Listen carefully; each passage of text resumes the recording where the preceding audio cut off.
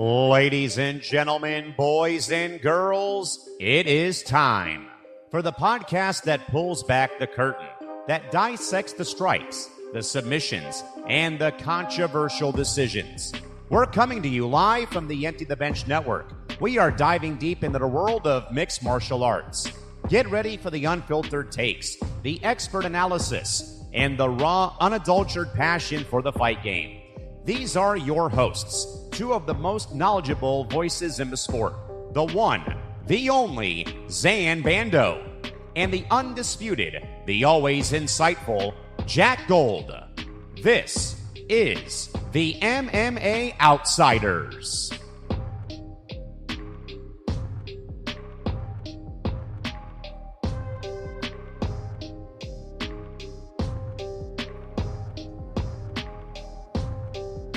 Boom, boom, boom, boom, boom, boom, boom. Hello, ladies and gentlemen, and welcome to another edition of the MMA Outsiders. I'm Zain Bando. He's Jack Gold. It is Thursday afternoon. Jack, how are we doing? I'm doing good. I'm happy to be here. Another any week we're here together is a good week, Mr. Bando. And we've got UFC Mexico this weekend, and I think we've got some good stuff to talk about. Yeah, I think we have some good stuff to talk about too. It's on the little bit of the colder end at the moment, but we are getting into March, so things may be blossoming here very, very soon. But before we get started, please be sure just to like and subscribe to the Empty the Bench podcast number. You can do so at youtube.com/EDB Network. My name is Zain Bando. I'm a staff writer for MMA Knockout, and he's Jack Gold to my right. He's an independent MMA content creator. Jack, anything new or exciting coming up for you that you'd like to plug, or anything you'd like to share before we get started? Nothing too much. Hey, your boy's out of Instagram jail. That's what I got to say. I'm walking the mean streets of Instagram again. I can post, I can do reels, I can do collaborations, I can do whatever I want. So I'm happy to be back. Any big stuff for you to plug, Mr. Zain? How you feeling? Well, I mean, in regards to the fight game, really nothing. In regards to in-person events, I guess we'll just briefly say it, and then I guess we'll say tune into more editions of Bando's Breakdowns to find out more. But I am credentialed for the Big Ten men's basketball tournament in Chicago, third time in 4 years that I will be in attendance for that in the middle of March, which precedes the NCAA tournament. And then in regards to fighting, potentially PFL Chicago, assuming I get approved. Do I go? Do I not? I think you'll get approved. The big Zain Bando is getting approved. No, I'm getting approved. The question is going to be will I have the mental bandwidth to actually go and sit through those fights? That's another. That's a different conversation. That's another conversation for sure. But nonetheless, though, we have an exciting show this week. And then just as a reminder, you can listen to the archives of the MMA Outsiders wherever you get your podcasts if you want any of the early OG episodes. Now that this is a live show, there's no audio version of this anymore. But if you want episodes 1 through like 150, probably 148, 150, somewhere in there, you can get all the old archives from when I started, because I'm one of the only remaining hosts that's left on the show too. As it went through some transition, Tom is now obviously back in the fold. But if you want the old archives, you can get those over there. I will do enough of that, and I will shut up for just a second. But before I do that, this is what we're going to be talking about today. We're going to be starting with the latest updates to the UFC White House card. At this time, we don't have actual fights announced, but what we do have is a bit more clarity as to how much the event is going to cost. That's number one. What the actual date is, because there was some confusion about that. And there's been some rumblings about whether this Ilia Topuria Justin Gaethje fight will actually happen, according to a very, very prominent Hispanic MMA reporter who reported earlier today, and I believe yesterday too, there may be some geopolitical things going on with this Justin Gaethje Ilia Topuria fight. So, as I like to do, I will let you, Jack, have the floor first, and then I'll give my 2 cents, and then we can banter a little bit before we move on to some also, just a little bit more of a flavor of what we're going to be getting into. We're going to be talking about the White House today. We'll be talking about Floyd, Mayweather and Manny Pacquiao. We'll get into UFC Houston. We'll get into UFC Mexico City. And based on how much time we spend on all this stuff, whatever else we get into, we'll get into over the next 45 minutes to an hour or so. but I will let you, Jack, have the floor, and I'm curious to hear what you think about this. Yeah, man, it's getting to the point where it's just like I don't really know. I don't know what's gonna happen. It's the UFC White House card is kind of a mystery right now.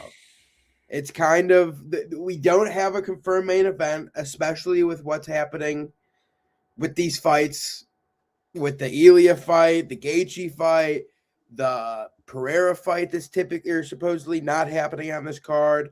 Well, then there's I don't mean to interrupt you, but I'm sure you've seen it. The ESPN leak for Miami that apparently it's a TBD versus TBD for the main event, and it's for the light heavyweight title. And now everybody's assuming it's the inevitable Carlos Alberg, Yuri Prohaska fight, which has been floating around for a while, but hasn't been officially announced yet. So pretty much your overall case and point, and I'll let you get back to finishing your point, is there's a lot going on, but at the same time, there isn't a lot going on because nothing has been explicitly confirmed. So the one thing that has been confirmed as of this morning is Kamaru Usman's title shot has been declined. So I think it is interesting to see what happens now at welterweight. I'm going to assume Ian's going to get the title fight. So then there's the other rumor that I've seen. I don't know if you've seen this, and I think the location got leaked, so I'll just say it.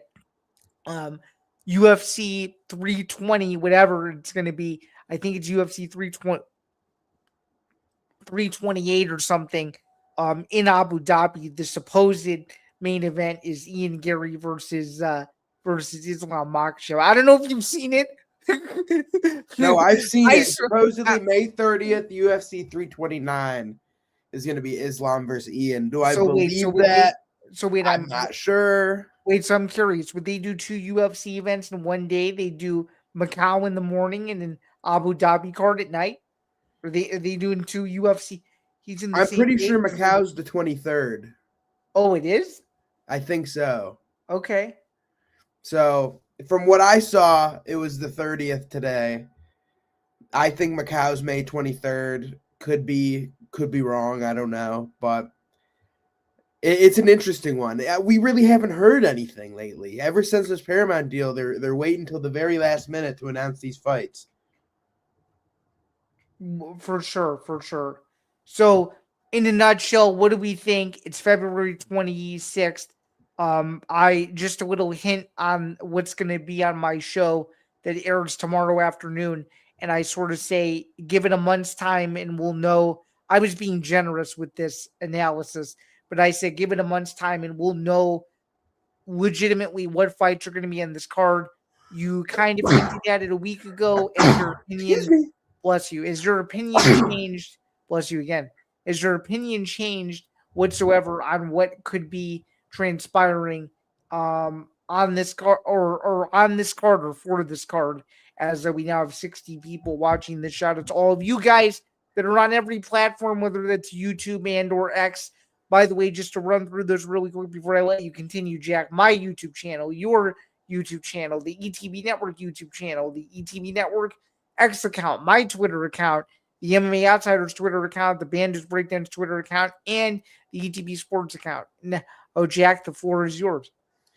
It's just the fight that I'm most confident in is they're going to make some bullshit like Bo Nickel versus Colby. Everything else is up in the air because, like, what do we know? Like, okay, so potentially we were thinking Hokett versus Derek Lewis. Well, shit, that ain't happening because Josh Hokett just got booked versus Curtis Blades. So it's just like, I think there's going to be a lot of weird stuff on this card. I have no idea. I think Derek Lewis will be on there. I think Bo Nickel or Kobe. Are you believing the 7 fights thing? Are you believing that it's only going to be 7 to 8 fights? I can understand it being only 7 to 8 fights, and it's specifically because they're doing it on a Sunday. They're not going to do a full card, I don't think. No, I don't think so either. And by the way, whoever it is at Puck News that fumbled the other date, wow, man, I don't know how you could mess up that badly, but somebody somehow did, and it somehow got back to Dana, and Dana was not happy about it. That usually Puck News doesn't get things wrong. So at first, I thought they were right. I'm like, oh, this is interesting. And 20 minutes later, they're like, no, it's the same day. And That's not happening. By the way, I knew it was suspicious because I'm just going to put my journalism cap on. Usually you're supposed to say explicitly what a reason is for a date change. And this article just threw it out. Like what recently happened with Ottawa to Winnipeg. Right. But it came out, though, that there was an arena issue, that the capacity of the arena was too small. That's why they moved it. That's at least what I heard. So that's what I'm saying. At least there was a reason given. Yeah, exactly. So, in a nutshell, though, do you just simply not know what's going to happen? I mean, do you have a sneaking suspicion they'll still make the Ilya fight, or do you think it's not happening? That's the only fight that I can see happening, to be honest with you. It's just like, what else is there? Is Valentina gonna headline this card versus Natalia Silva? Like, I don't think so. Like, if you just break it down, flyweights aren't headlining. Bantamweight, the champion just got back surgery. He's not headlining. Featherweight, Volk's not headlining. He just fought. Lightweight, up in the air. Timelines work. Welterweight's definitely not happening. Not happening. Middleweight, I can see a pivot where if they do end up making Khamzat going up, that they make Sean Strickland versus Imavov for the vacant, which could headline.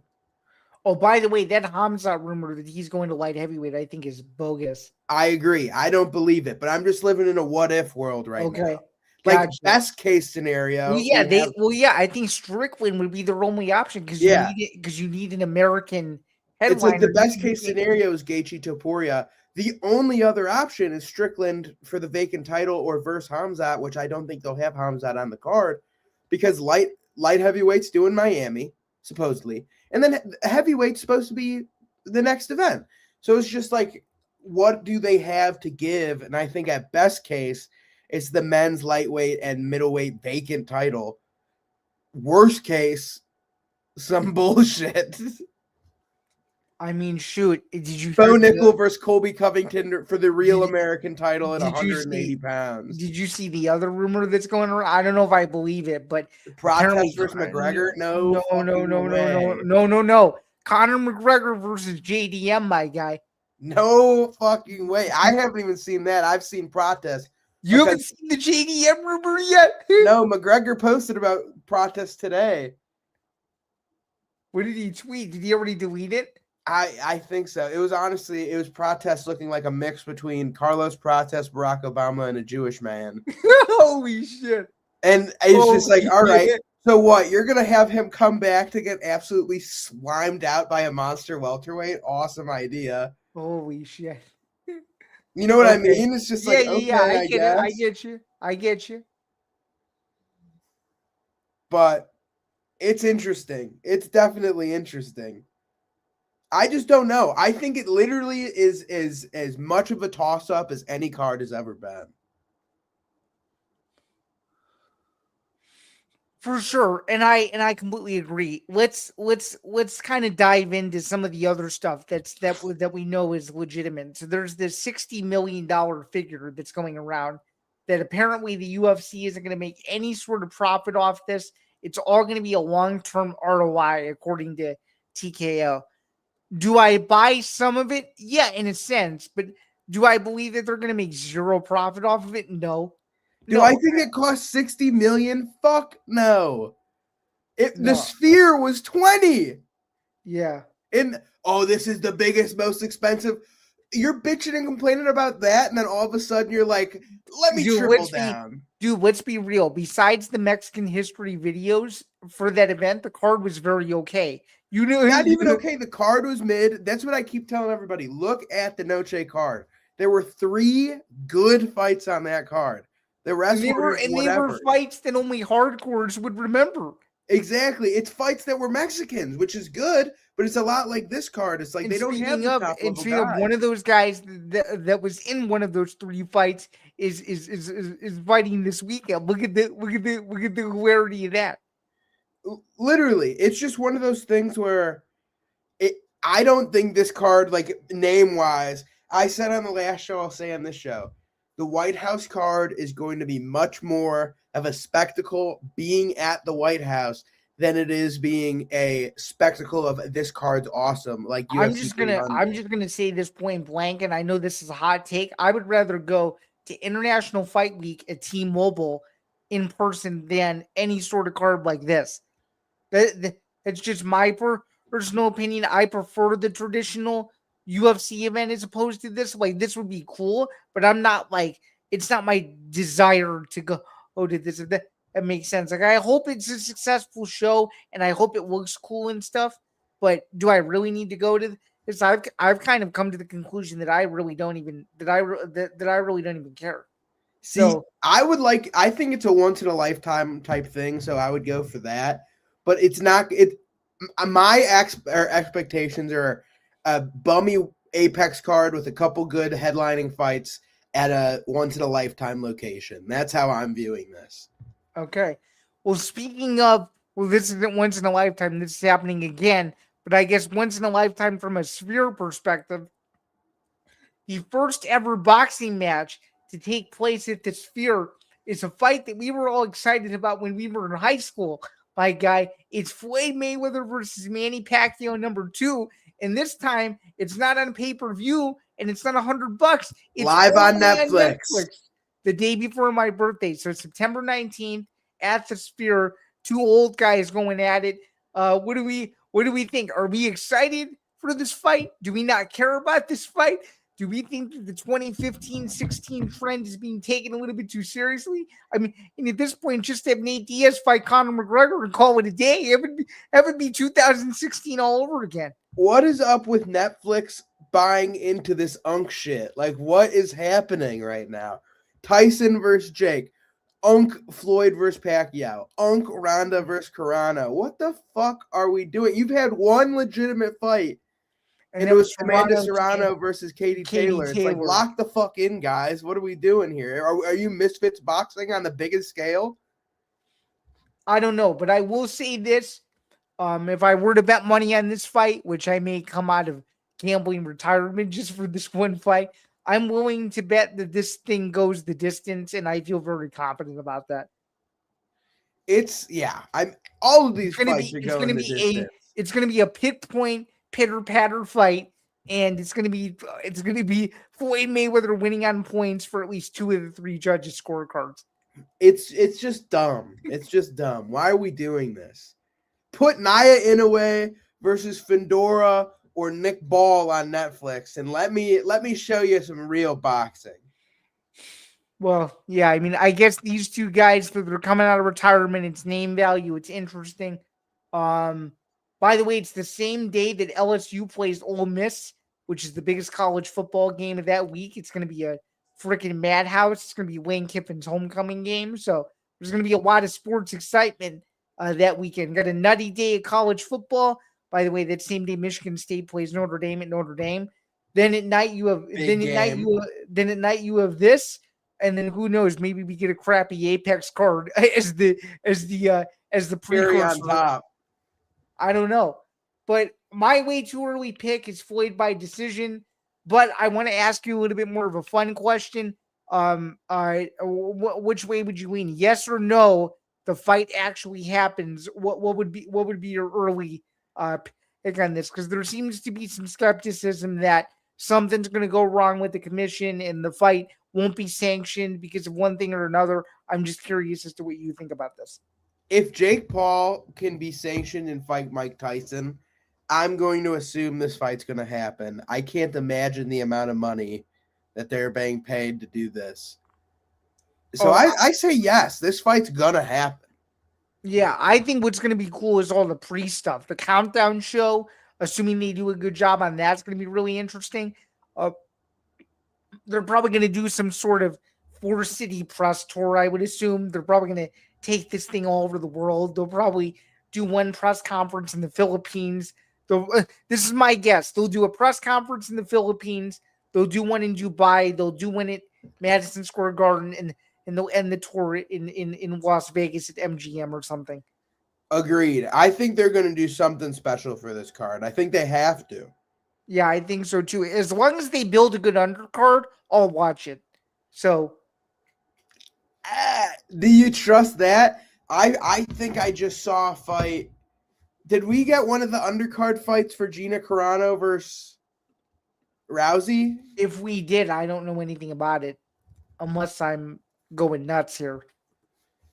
I swear I saw some unk get put on this page here. Maybe not though. I don't know. All I know is I know they're trying to get it's going to be an MMA card. Is what I well for the Ronda Carano card, yeah. But for that's Floyd what I'm and saying. Andrew, I swear I saw some like Benson Henderson versus Patricky Pitbull, not that fight, but like something like that. But maybe I was wrong. Yeah, I don't know. GFL's back though. All the unks are coming back together. I guess so. All you're missing is Strike Force and Affliction, and we're all set. I mean, Jack. Let's be honest. At this point, Netflix is in the unk business. Why not try to make Fedor versus Brock? You think people would watch that? I think people would watch that, but I think they would do it for the amount of money they'd get. They'd be like, "This is more money than I've seen in my whole career," and Brock would be like, And they So, bring like, out, I think and they they both bring do out it. like, and they bring out Vladimir Putin to do the face off or something like that. It would be so dumb. I don't know, dude. No, It'd be Netflix so wouldn't allow stupid. Putin, the big Poot on there.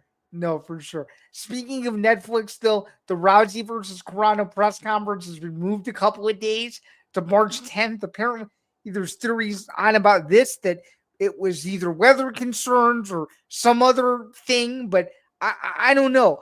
As I told you a week ago, this is a circus, and to me, this is simply the beginning of the circus. What do you think? We're fucked. This card is so cursed, dude.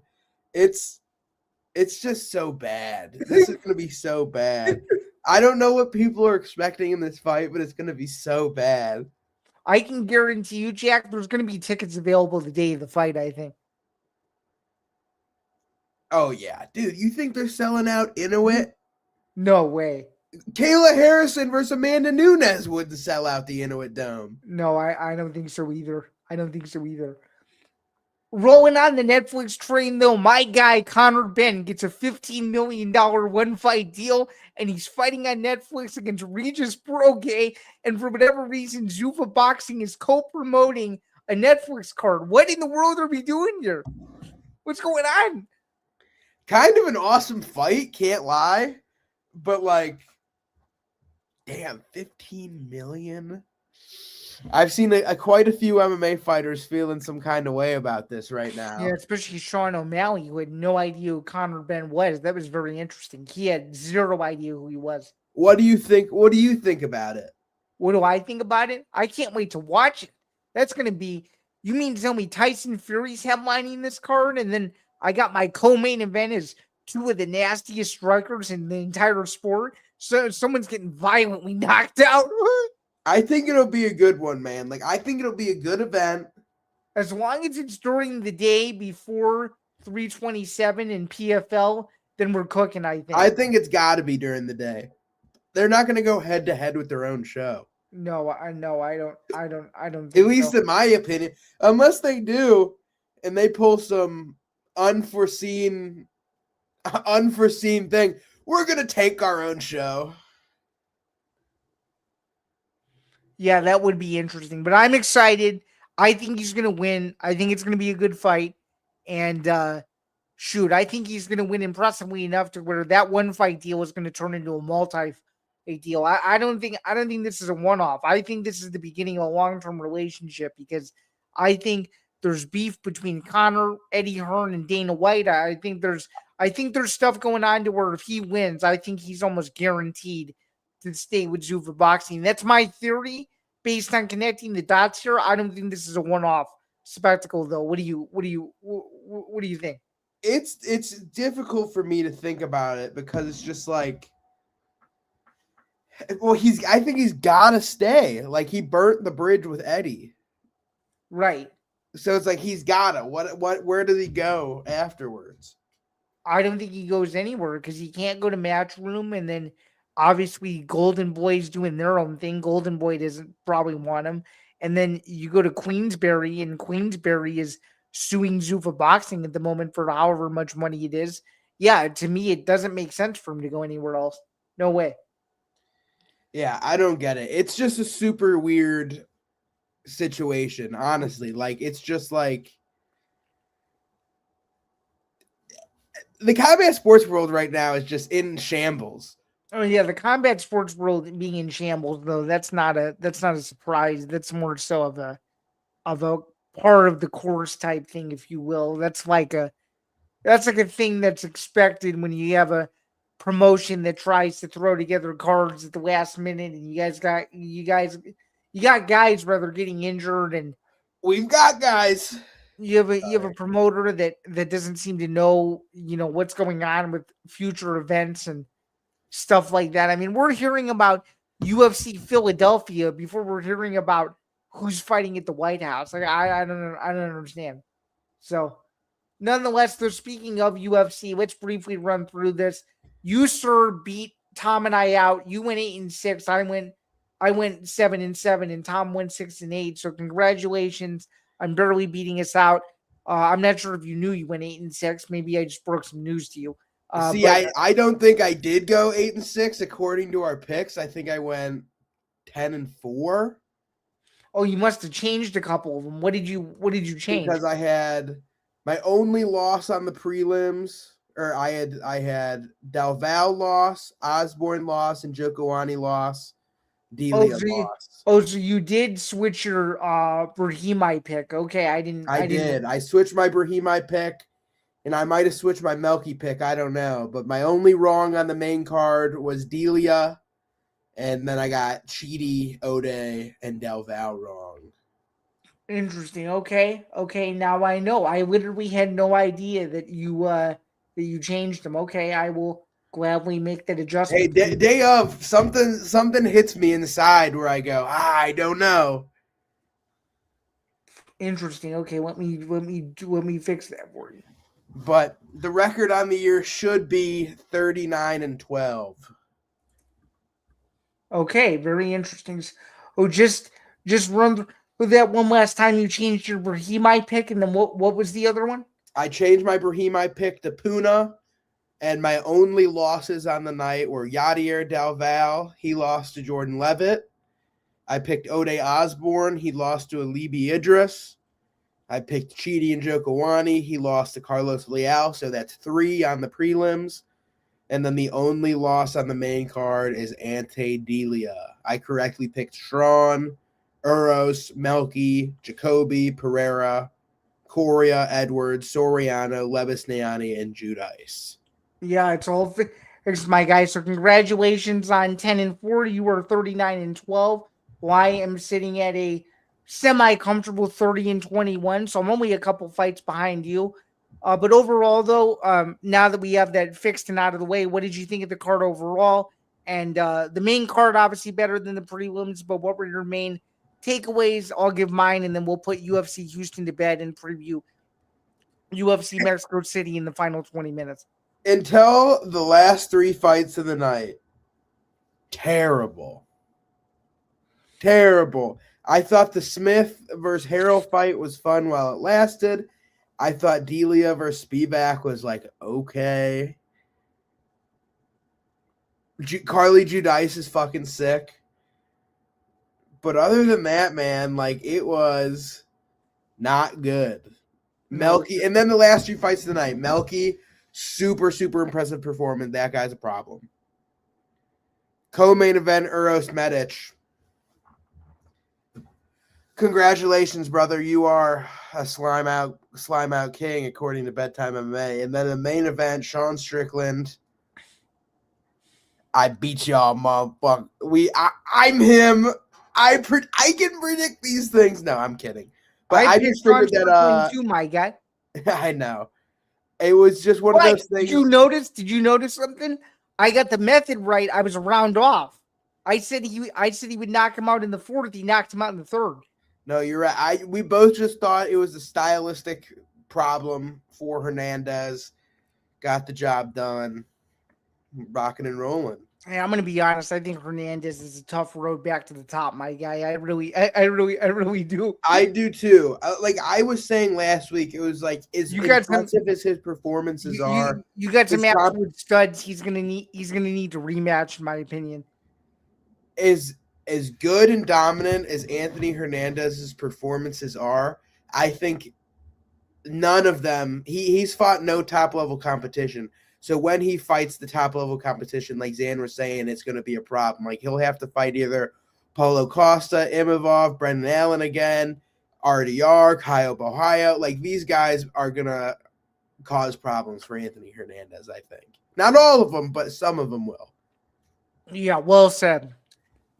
Overall, not to be that guy, but I'm going to be that guy. This is my first C- rating of the year, and I'm going to tell you why. And I know you're probably going to go a little lower, but I think the last 3 fights put it to at least a passing grade for me. There were 3 incredibly entertaining finishes. Whatever you want to say about them, it's fine. But to me, as long as the co-main and main event deliver, that gives me an above 50% grade, no matter what UFC event it is. I'm just one of those guys who's very, very pro main event. I like to see the main event go certain ways and have it be exciting. I think this is one of those that deserves a C- grade. And I think as much as we want to talk about what Strickland said to the media either before or after the fight was over, when you look at the overall performance itself, there's no denying that it was impressive. It was a nice finish. He beat a guy that hadn't been finished or that hadn't been stopped in 8 fights. You got to give him credit where credit is due. He is a top 3 middleweight in the world. His next fight is going to be a big fight. Will he get back to a title shot? I don't know. But this is sort of an outlier here, and we could debate this for a few more minutes before we move on. I think, and this is bold, and I know you're going to be like, why would he take a fight down in the rankings? I'm gonna explain. I think if Adesanya beats Pyfer and the UFC wants to strike up an old rivalry that hasn't really been in the news cycle as of late, I think Strickland Adesanya 2 is a fight that myself and a lot of other nutty hardcores would be interested in, just because there are some people that are of the belief, my guy over here, that if Adesanya fought Strickland 100 times, he'd probably win 80 of them. And on that night in Australia a couple years ago, this wasn't his night. And I think if they fought in a rematch, I think it would go very differently. So see, I'm on a different camp than you. I think it's styles make fights, and I think if Strickland and Adesanya were to fight 100 times, I think Strickland wins 95 times. Bro, you can't be disrespecting last style bender like that, man. Disrespecting him? I'm talking another former champion. Well, disrespecting in the sense that did you forget how good he once was? You don't think that if he looks really good against Joe Pyfer, you can't at least give him a shot against some of the top competition? I'm not saying – I don't think you listened to me, because I said Sean Strickland, singular, has a terrible matchup and style matchup for Israel Adesanya. In his prime, in his washed-upness now, I think if they fought 100 times stylistically, I think Izzy has a very difficult time with Strickland. Now, does that think, I mean, Izzy doesn't beat Whitaker, or doesn't beat Costa, or doesn't beat these people with Vettori? I think he can beat Vettori. I think he could probably beat Costa again. I mean, he's already beat both of them before, so it's not like he can't do it again. That's what I'm saying. But I think Strickland, what in that fight showed you that Adesanya could do anything? Well, he couldn't. He was outclassed. So why would you say if he was outclassed for 25 minutes, he wins 4 or 5 fights, essentially 80% of fights, when he couldn't win 20% of one fight? Because it's a different era now, and I think he'd have a fighter lit under him if he viciously knocked out Pyfer, and he wants somebody of his caliber again, and that's a guy that he's been wanting to fight again for years. So why not give him the opportunity to do so? And I think that would be a fun fight to make, but nothing you're saying is showing that the fight changes. Like from that fight, since September 6th or whenever it was, 2023, what has Israel Adesanya done to show that he has made improvements or he has a fire lit underneath him? Well, I'm saying he hasn't made improvements. I can answer for you. He's done nothing. He's been knocked out and then has not fought. Strickland from that point has won a title, defended his title to a super close split decision, fought another title fight that he lost, and then just came back again with that fire lit underneath him and dominated the number 4 contender. Israel Adesanya ain't doing that. Stylistically, he hasn't put the pedal to the metal in 4 years. Sorry, not sorry. I'm taking Sean Strickland. And especially similar opponents, Dricus finished. Izzy. Dricus won 6 rounds out of 10 versus Sean. Couldn't get anything going. So I don't know. Hey, it's all interesting. I just think the fight would be cool to spice up the middleweight division again. I'm not guaranteeing that he would win. I just think the fight would go a little bit differently than the first one. I could be very wrong, but I got to have the hope and the belief that he at least still has the fighter to win a couple more and at least remain in the upper echelon of the middleweight division. Nonetheless, though, let's talk about some actual fights now. This weekend, it's not the most top-heavy card in the world. We get a late replacement in the main event. It's the UFC Mexico City card, and I know I sound really down about it. It's just simply because it's not really of the totem pole sporting event this weekend. There's a lot of other important stuff on in other sports, but here, I'm pulling it up right now. Bang. Here's the card. I will give it credit. Cool poster. Yes. I like the poster. But starting off at the beginning of the night, we've got Wes Schultz, Wisconsin native, Midwest man, taking on D Penis. How you feeling in this fight? D Penis, Damian Panas, minus 210 on FanDuel, minus 250 on here. What you thinking? I'm taking Penis. But I think Wes Schultz live underdog. Let me put that out there. I think I'm going to take it's. By the way, Jack, it's Damian Pinas. I will be taking him as well, and I will be going conservative, and I will say that he wins a decision. What do you think? I think D Penis wins a first round knockout. Why do you think he wins in the first round? Because if he doesn't, I think Wes Schultz has the capability of getting this win. But I think Damian Panas is a dangerous man on the feet. Okay, so we both are in agreement for the first fight of the night. It's good to know. Next up, we have Francis Marshall taking on Eric Silva. This says Francis is only minus 500, but Francis Marshall is really closer to minus 900. I'm taking Francis Marshall. Yeah, I'm taking Marshall too. I think Eric Silva personally is on one of his final legs here. If he can't win this fight, I don't know if he can beat anybody in the lower portion of the rankings, let alone the top 15. What do you think? He's one of those guys where it's just like he really hasn't. I'm going to click on his Tapology here. He just hasn't done much. Like he got on Contender 2022, then fought immediately and lost to TJ Brown, which like is not the best. And then he lost to Naimov because he hurt his leg 45 seconds in. But what I want to show you is who he beat on Contender. He might be a familiar looking guy, Anvar Boynazaroyev, and he's a great striker. But I just want you to take a look here at his pro MMA record. Okay. That's 5-6. This guy was never UFC caliber.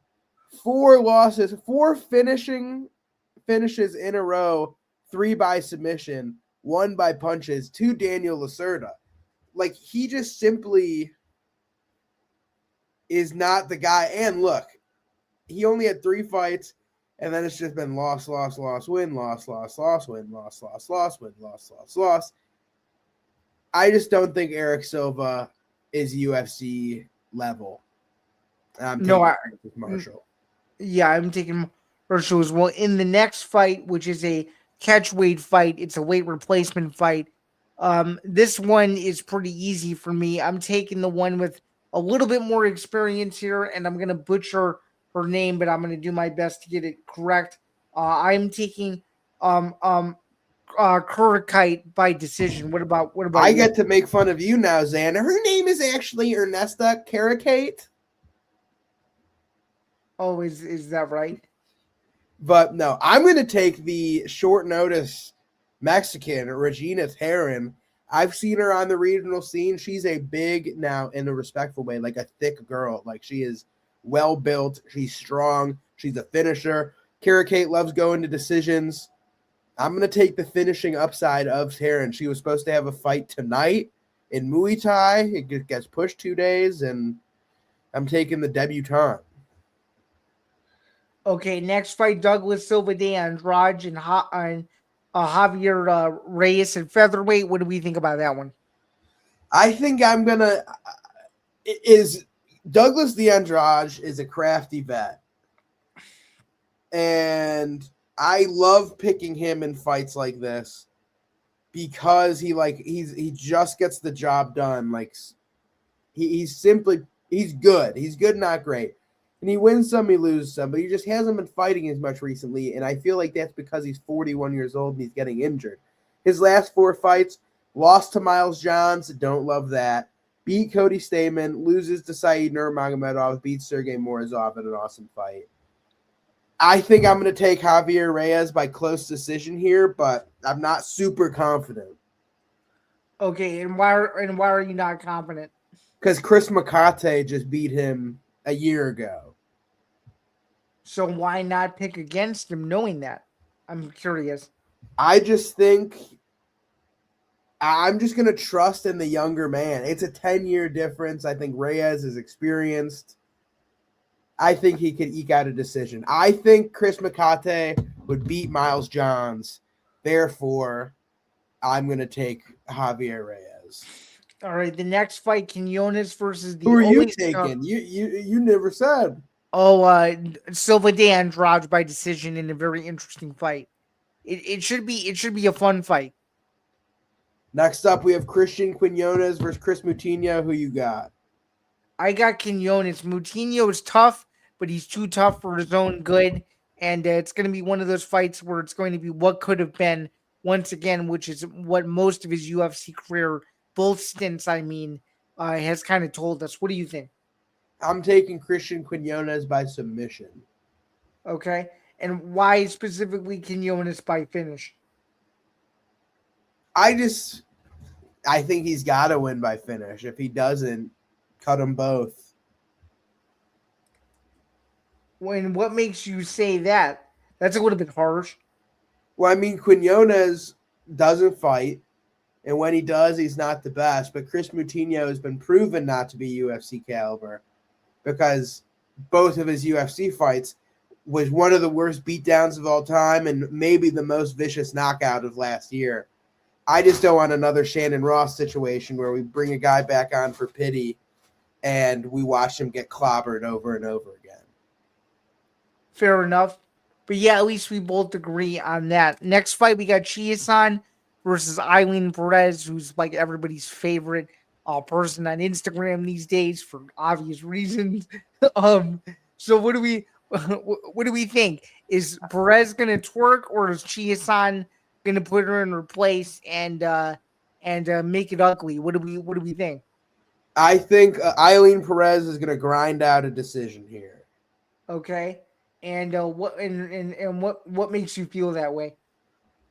I just think she wants it more right now. The last couple of fights, Macy just hasn't looked like she's wanted it, as dumb as that sounds. I am taking Perez as well, and I do think the home country advantage is gonna get behind her, and I think she's gonna push. Come on now, that's got to be racist. Not home country. It's one of their biggest rivals. Oh, that's my bad.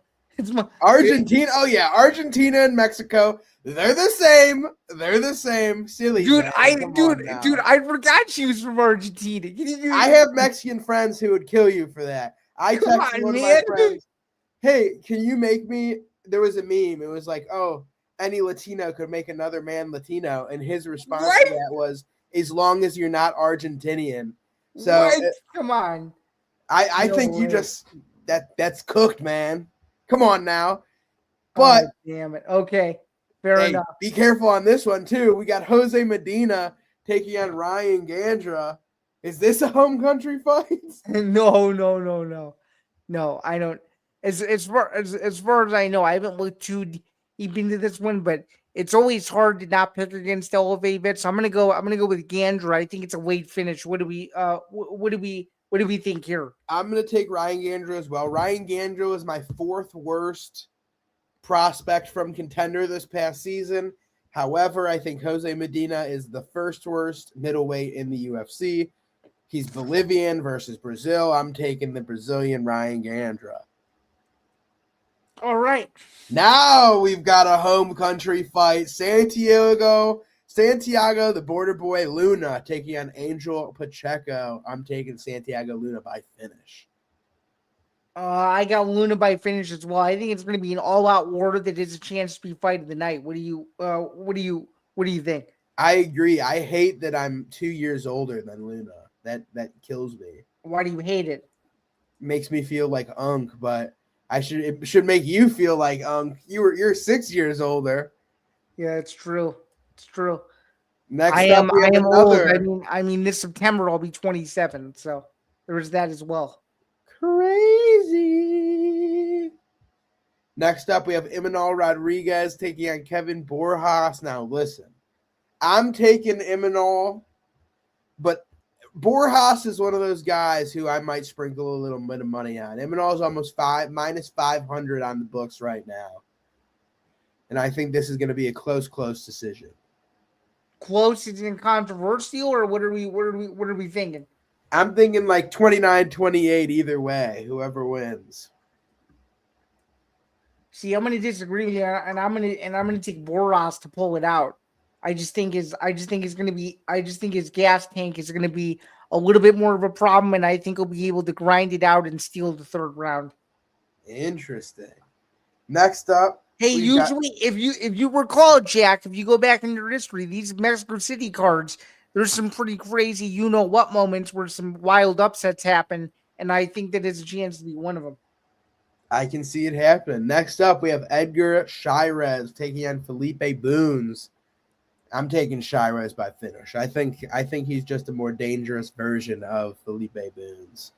Yeah, I think Shirez wins, but I do think he gets rocked early, but he comes back midway through the fight and finishes him, and it should be a very fun fight. I think he might get a performance bonus off this fight, to be quite honest with you.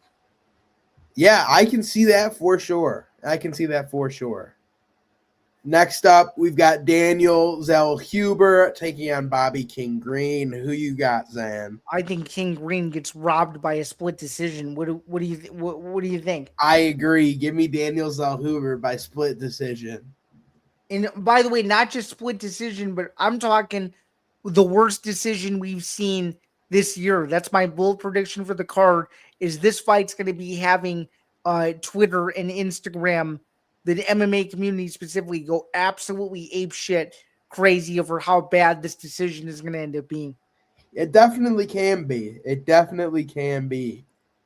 Next up in the co-main event, we have Marlon Chito Vera taking on David Martinez. What do you think here? Who you got? I got Chito Vera. What do you think, man? I'm picking David Martinez by decision. How come? I just think Cheeto is the new Tyron Woodley. He's the new Frozen One. As good as he is, he doesn't throw strikes, and I think David Martinez is going to win purely off of volume. Really? And do you think he viciously finishes Vera, or do you think it's late? Well, I said decision, so. Oh, well, I'm just saying well, I know you're picking a decision, but I'm saying if he does finish him, how does he finish him, and when does he finish him if a finish is open? I don't think there is going to be a finish. When has Cheeto been knocked out? Like, the only way that's going to happen is he has to land flush early, probably. But I put almost 0% chance Martinez finishes Cheeto. I would say the finishing potential is on Cheeto's side if he decides to fight. Okay. Meaning if he decides to fight smart, though, right?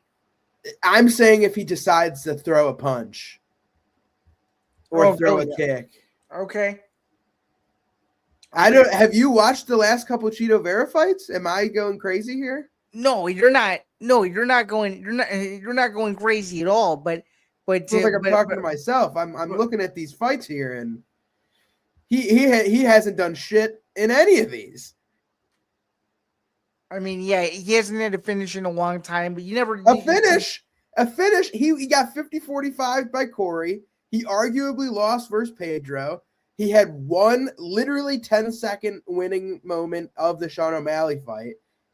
Didn't do first fight he's ever been dropped, got dogged on by old Figgy, and then Zahabi beat him. So it's just like, did Zahabi have a good moment? Sure, but Jose Aldo did better. Also, I was gonna say the same thing, that Zahabi did have good moments against Aldo too. So that kind of I'm not saying that. I'm saying Aldo hurt him more than Cheeto ever did. No, I know, which a lot of people thought Aldo beat Zahabi, and I was one of. Yeah, well, that's what I'm saying. I'm saying Cheeto lost. Well, I He's know. arguably 0-5 in his last 5 without winning a round. He's got to win one of these, though, man. Does he? I think so.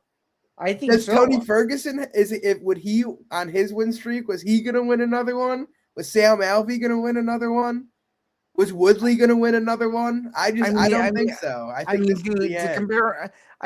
compare him to those guys, I don't know if we're fully there yet. If he loses this one, yeah, we can have this conversation. What do you mean? If he loses this one, he's 0-6 in his last 6, arguably. No, which I totally get. What I'm saying is obviously a 6-fight losing streak is worse than a 5-fight losing streak. But at some point, given that he did fight for the title not too long ago, you gotta win one of these fights to get back on track. I don't think he's got to do anything. I think his career, if he loses this fight, he's cut from the UFC. That's what I think. That's bold, although some people do still think he's still of name value. But just think about it. How often do you get a fighter that can lose 3 in a row and be like, oh, yeah, he's safe on the roster? And then you say 4 in a row. And then you say 5 in a row. And then you say 6 in a row. Like, it comes down to there have been 5 fighters ever. So I think if history repeats itself, what has Cheeto done to earn this sticking around after being 0-6 when he hasn't fought? He hasn't had – when was his last good performance? Davey Grant? Dominic Cruz? In a fight that he was losing. 2022, 3.5 years ago. Rob Font, a fight that he was losing and then would win with moments. Frankie Edgar, a fight that he was losing, won with a moment.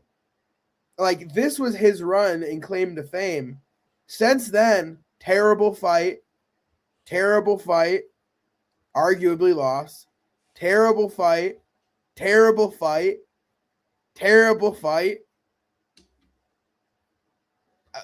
I don't know. I don't think his job's safe. Well, we shall find out next week if his job is safe or not. But this is the one that I think we can disagree on. But I will give you this: you can give me all the shit you want, when more than likely he'll get viciously finished or something like that, and then I'll never hear the end of it, and I'll say I was wrong, and then you'll say that you were right. So I'm just putting it out wins, there. I'll let you tell me anything you want to tell me, but I just don't see it happening. The Frozen one has thrown less than 100 strikes in his last 3 fights. Something's got to give, though, man. That's my overall point. Something's got to give. Then in the main event, we have Brandon Moreno versus Lone'er Kavanagh. What do you think, Zain? Lone'er Kavanagh taking this on short notice, coming off of a loss. As you alluded to on Instagram, it's a weird fight, but they had to save the main event. This is the 3rd year in a row that Moreno has headlined Mexico City. If Moreno doesn't win this fight, I'd be very concerned. Give me Moreno to win a conservative 5-round unanimous decision. I just think it's a little bit too much for Kavanagh, and it's a little bit too big of a step up in competition for a guy who's still very green in his career. What do you think? I think Lone'er is going to look really good in round 1, and then the elevation and everything else is going to get to him, or Brandon Moreno is going to get a late round TKO here or decision. Okay. That's my thought. I like Lone'er. I think he's going to look awesome for the first 5 minutes, but after that, I think the elevation is going to play a big factor on Saturday night. Interesting. Okay, very, very interesting. Yeah, I mean, I think it'll be an okay main event. I don't think it'll be anything special. I think it'll be very okay. It's not one that I'm really looking forward to be fair, but it should be an okay main event. If there is going to be a finish, it'll probably be a Moreno finish late. I would say if there were to be a finish, maybe round 3 or 4. I would argue. What do you think? I agree. I could see like rounds 3, 4, 5. It's just like what I will say is I'd rather watch this fight than Brandon Moreno versus Asu Almabayev. So I'm happy about that. Why would you rather watch this fight? Would you rather go see an F1 race, or would you rather watch 2 kids playing go-karts? Like, I'd rather watch F1. Yeah, I want to see the exciting strikers in a main event. I would rather not just have like a crotch sniffing 5-round flyweight main event to headline a dog shit card. So I'm just happy that we're getting like a scrap in the main event at least. Well, they had to throw it together pretty last minute, so you got to give them credit for at least making the fight, right? Sure. Because I mean, dude, if you don't make this fight, your Mexico City main event is screwed. So I think there were a lot of different avenues they could have taken, but picking unranked Lone'er Kavanagh coming off a KO loss was interesting, but I don't hate it. All right, before we get out of here, you want to go over quick picks for those that are joining late as we usually do? Sure. My quick picks going down the card, I'm taking D. Penis. Okay. I'm taking Francis Marshall. I'm taking Regina Terran. Taking Javier Reyes. Taking Christian Quinones. Taking Eileen Perez. Taking Ryan Gandra. Santiago Luna. Imanol Rodriguez. Edgar Shirez. Daniel Zellhuber. David Martinez. And Brandon Moreno. Who are your quick picks, Zan? Yeah, so with mine, we're going to give you, here we go. So we've got Pinas, Marshall, Karen K, Silva de Andrade, Quinones, Perez, Gandra, Luna, Borjas, Shirez, Zellhuber, and then the reluctant pick, which you can't stand.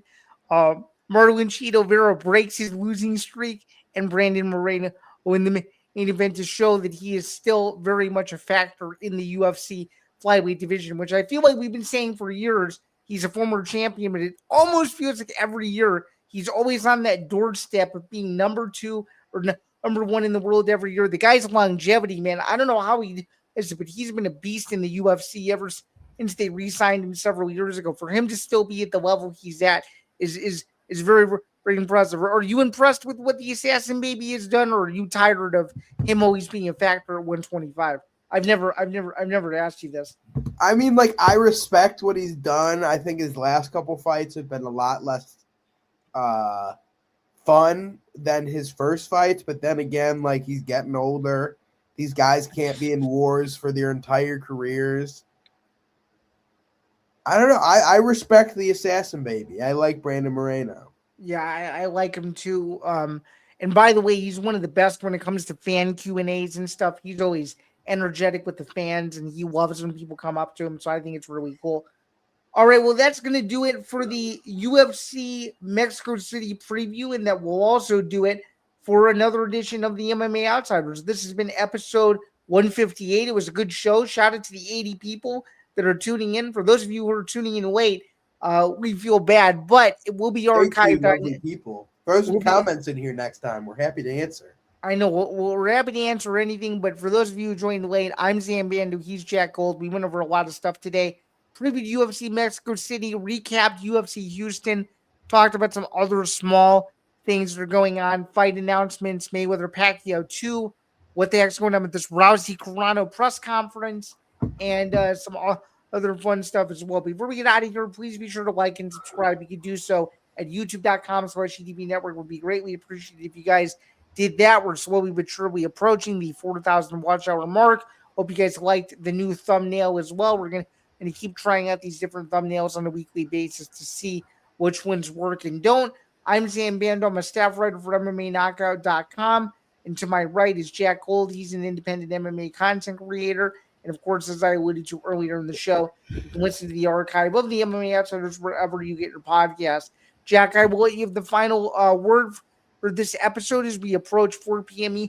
Eastern. Anything else you'd like to add before we roll out the outro and we move on with our Thursday afternoons, if you will, in our respective areas of the beautiful city of Chicago? Yeah, don't miss out. Mid to trash UFC card this weekend, but make some money on our picks. The odds are bad too. Happy you guys are here. Next week, we're back and better for a big card, UFC 326, the BMF title. Happy to be here with Zain Bando and happy and thankful for you guys watching. That does it for another episode of the MMA Outsiders. Always happy to be with you too, Jack Gold. Looking forward to discussing UFC 326 and the madness that will bring.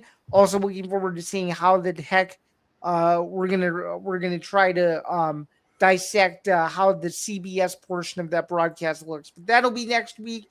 So for everybody here at the ETV Network, I'm Zain Bando. He's Jack Gold. Have a wonderful rest of your Thursday, everyone. We greatly appreciate you, and we will see you guys pretty soon. When you have a good one and enjoy the swell MMA Outsiders outro as we leave you with the best of luck going into UFC Mexico City this Saturday, only on Paramount Plus, 5 p.m. Eastern start for the prelims, followed by the main card.